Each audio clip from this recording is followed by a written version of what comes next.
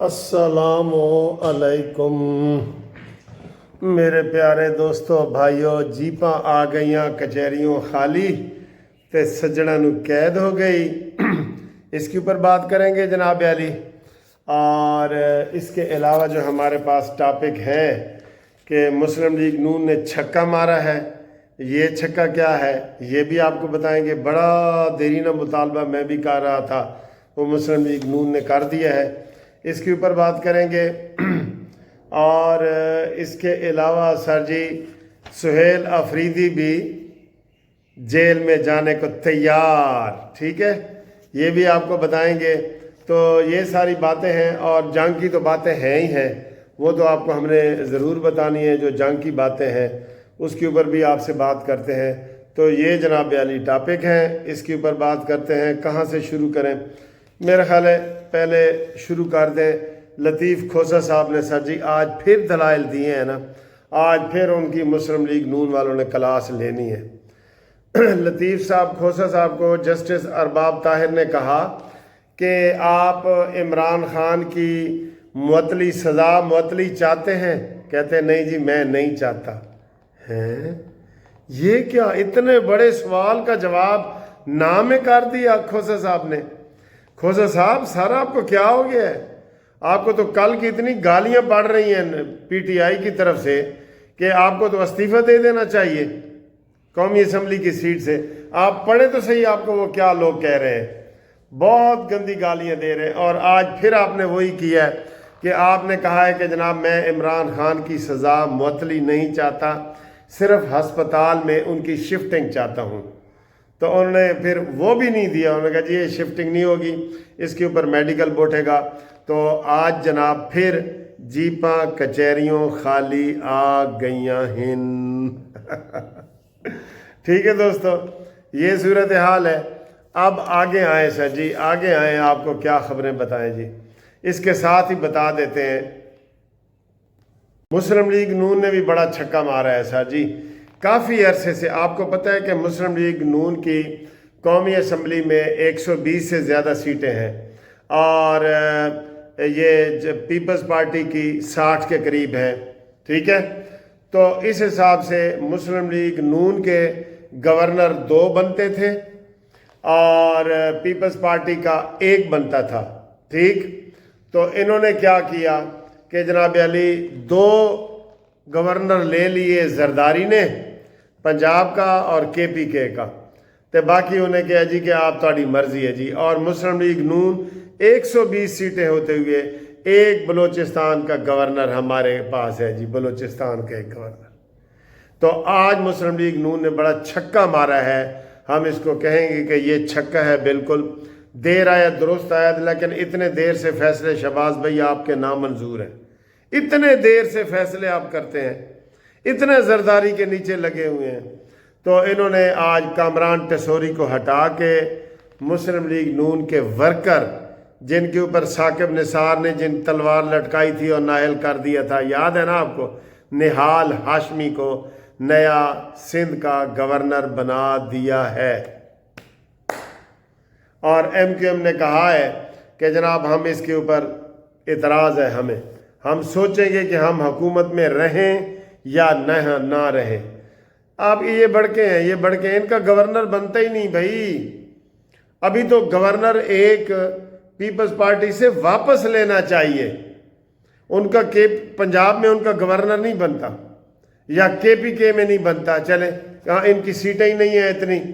تو یہ بہرحال ہماری ٹیبل ٹاک جو ہے، گورنر آپ کو پتہ ہے زرداری صاحب ٹیبل ٹاک کے ماہر ہیں، تو انہوں نے یہ سارا کیا ہے اور شہباز بھائی کو ٹھگ لیا ہے، سارے عہدے لے کے ٹھگ لیا ہے جی، ٹھیک ہے، یہ والی ہے جی۔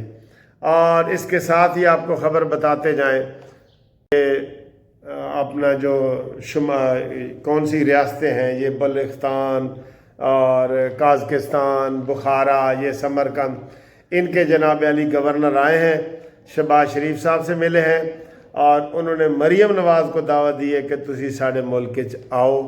تو مریم نے کہا ٹھیک ہے جی میں آواں گی۔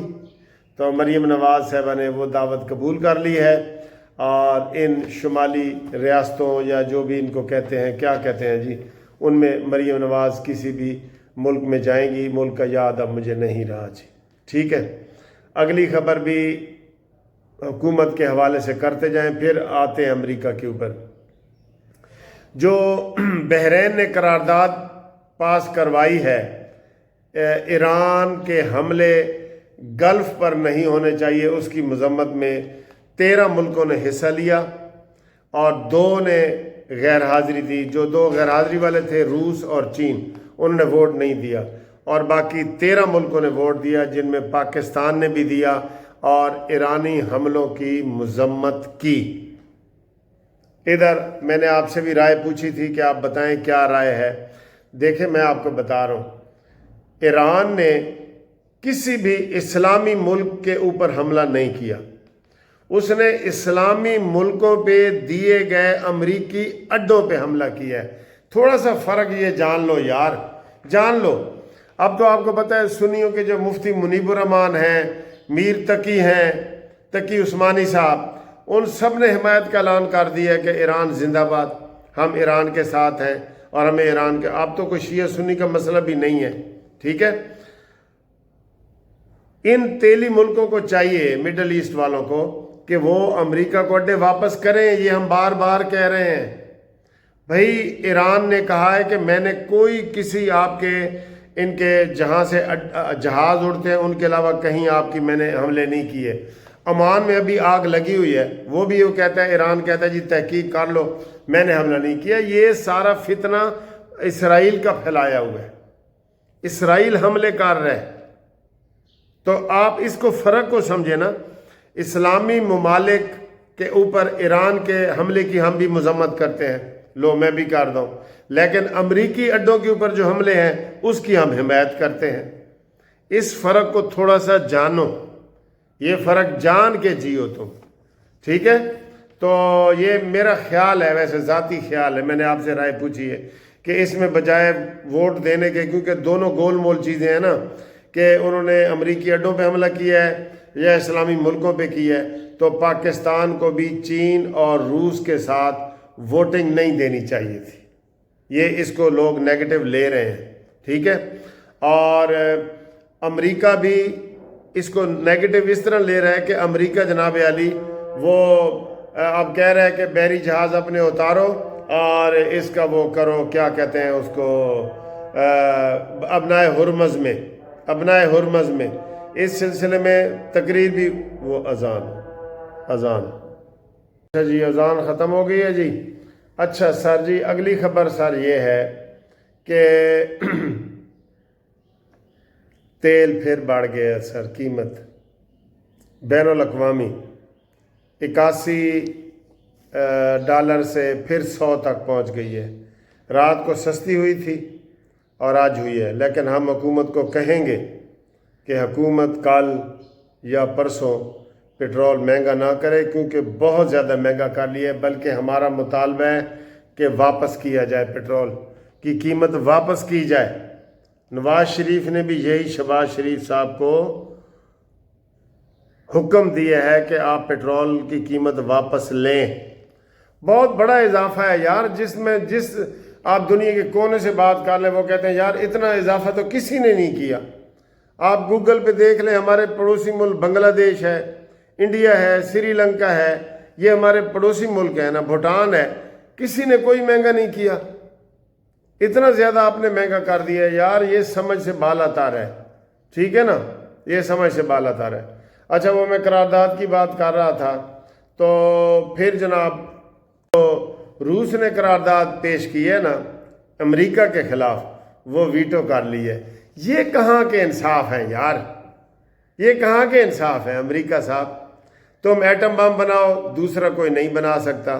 تم کسی ملک پہ حملہ کر دو، دوسرا کوئی نہیں کر سکتا۔ تم اڈے بناؤ، دوسرا کوئی نہیں بنا سکتا۔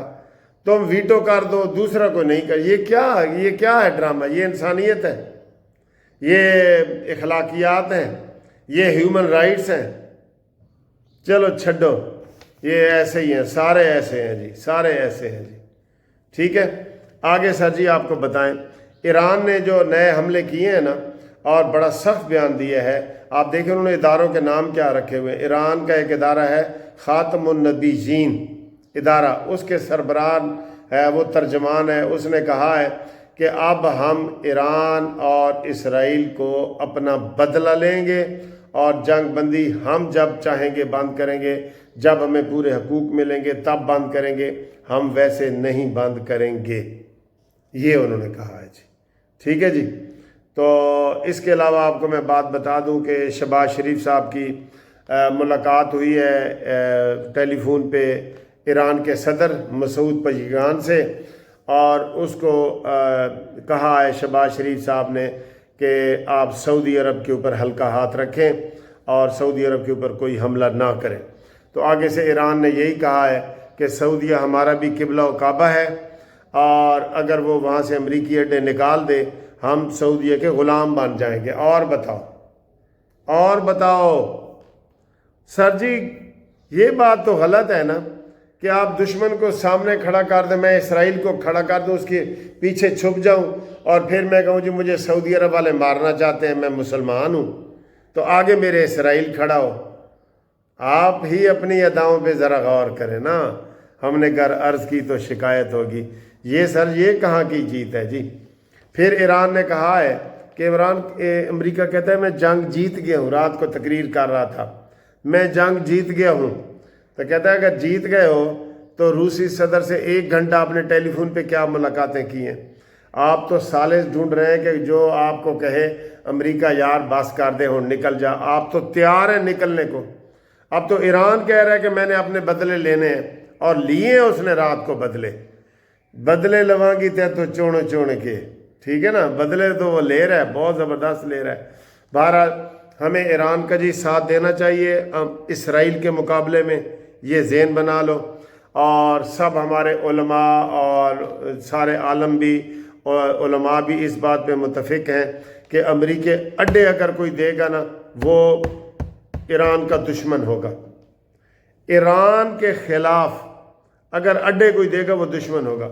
और कह रहे हैं जी पाकिस्तान को उतारा जा रहा है कि नेवी पाकिस्तान की बड़ी मजबूत है और वो अपनाए हुरमज़ में जाके दिफा करे और वहाँ से अमेरिका के लिए जहाज़ में तेल जो है ना निकलने थे। पाकिस्तान ऐसी गलती नहीं करेगा अल्हम्दुलिल्लाह।